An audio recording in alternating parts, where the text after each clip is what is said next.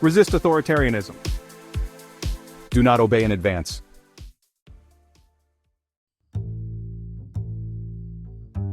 In his book on tyranny, historian Timothy Snyder offers 20 crucial lessons from the darkest days of the 20th century, guiding us on how to recognize and resist the rise of authoritarianism. The very first lesson, do not obey in advance, stands as a potent reminder that the fight against tyranny begins not with grand gestures of defiance, but with the seemingly small, everyday choices we make. It urges us to recognize the subtle ways in which authoritarian regimes take root, often not through brute force, but through the insidious creep of voluntary submission. Snyder argues that one of the most effective weapons in an authoritarian's arsenal is not a weapon at all, but the willingness of the populace to anticipate and conform to their dictates even before they are explicitly compelled to do so. This preemptive obedience, this eagerness to please the burgeoning authority, is what Snyder terms anticipatory obedience. It is the insidious force that allows authoritarian regimes to tighten their grip on power, often with surprisingly little resistance. This principle, while seemingly straightforward, carries profound implications. It challenges us to question our own assumptions and behaviors, to resist the urge to conform simply because it seems easier or safer.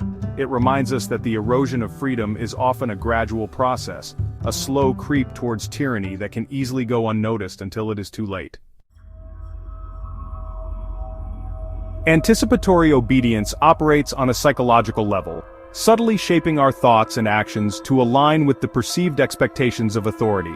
It thrives in an environment of uncertainty and fear, where individuals, desperate for stability and order, willingly surrender their autonomy in exchange for the illusion of security. This self-censorship, this preemptive compliance, becomes a self-fulfilling prophecy. When we anticipate and conform to authoritarian norms before they are even enforced, we effectively normalize those norms, making it easier for the regime to solidify its control. We become complicit in our own oppression, silencing our own voices and those of others who dare to dissent. This creates a chilling effect on free speech and critical thinking, paving the way for a society where fear and conformity reign supreme. The danger of anticipatory obedience lies not only in the actions it produces, but also in the actions it prevents. When we preemptively conform, we stifle our own capacity for critical thought and independent action. We become less likely to question authority, less likely to challenge injustice, and less likely to stand up for our own rights and the rights of others. History is replete with chilling examples of how anticipatory obedience has paved the way for authoritarian regimes to seize and consolidate power.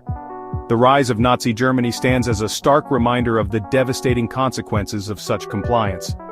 In the early days of Hitler's regime, many Germans, eager to demonstrate their loyalty and avoid trouble, went above and beyond what was required of them, embracing the Nazi ideology and participating in the persecution of Jews and other minority groups. In Czechoslovakia in 1946, the Communist Party's rise to power was aided by the widespread anticipatory obedience of the populace. Fearful of being labeled as enemies of the state, many citizens publicly supported the Communist Party, even if they harbored private doubts. This outward conformity created an illusion of popular support, facilitating the party's rapid takeover and the subsequent suppression of dissent. These historical examples serve as cautionary tales, reminding us that tyranny rarely announces itself with a bang. It often arrives on the backs of those who, out of fear, apathy, or misplaced loyalty, choose to obey in advance. They teach us that the fight against authoritarianism is not a spectator sport. It requires constant vigilance and a willingness to resist even the most subtle forms of coercion. Snyder's message, however, is not one of despair, but of empowerment. He reminds us that while the forces of authoritarianism may seem insurmountable, the power to resist ultimately lies within each of us. He offers practical steps we can take to counter anticipatory obedience and safeguard our freedoms. First and foremost, we must cultivate a healthy skepticism towards authority. This does not mean embracing cynicism or distrusting all forms of power, but rather, it means engaging in critical thinking, questioning assumptions, and demanding transparency and accountability from those in positions of power. We must be wary of narratives that present authoritarianism as inevitable or desirable, and instead, actively engage in shaping the future we want to see. We must also be willing to defend democratic norms and institutions, even when it is uncomfortable or inconvenient. This includes upholding the rule of law, protecting freedom of speech and the press, and ensuring free and fair elections. These institutions are the cornerstones of a free and just society, and we must be prepared to defend them against any and all threats.